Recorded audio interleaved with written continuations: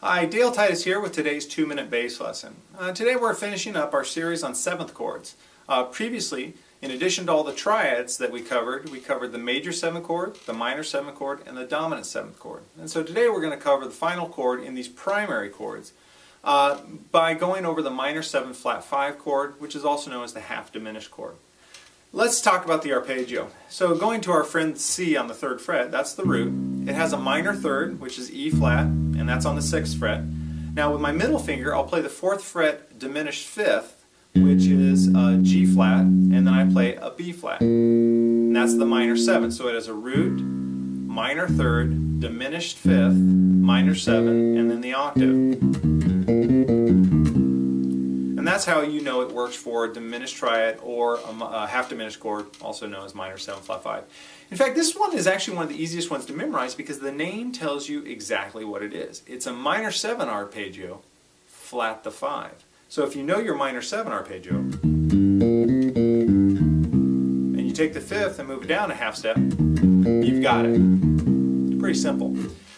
So as previously, I always tell you, I want you to practice it using every root that you can find, and I want you to improvise with it. And at this point, you should be trying, don't just do this one. Go back and make sure you haven't forgotten all the triads and you haven't forgotten all the other 7th chords. And maybe write up grooves. A great exercise, which I discussed one time before, is just write out some random roots. B, F sharp, E flat, things like that. And just write them down. Don't even try to make it musical. And in fact, don't even do it with your bass. And then randomly write down chord qualities after those roots. So you might go like, B minor triad, then F sharp half diminished, then G dominant 7, something like that.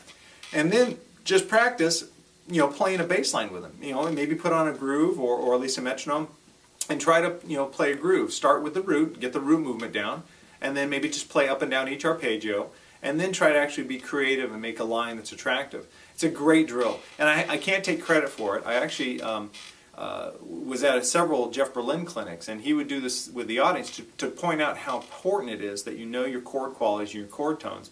He'd have everyone just yell out a root and a chord, unrelated. He'd write them up on a chalkboard or a whiteboard, and then he would improvise over it and play the most amazing music you would hear on this totally, improvised progression, which I thought was just a great demonstration of the power of knowing your chord tones and your arpeggios. So there you have it, the minor 7 flat 5, also known as half-diminished arpeggio. Make sure it's in your vocabulary, be able to move it to all the strings on your bass, and be able to improvise with it, and you're going to be set up to have a better understanding of the music that you're playing. If you have any questions, please just email me at dalet@dannybgoods.com. Thanks a lot.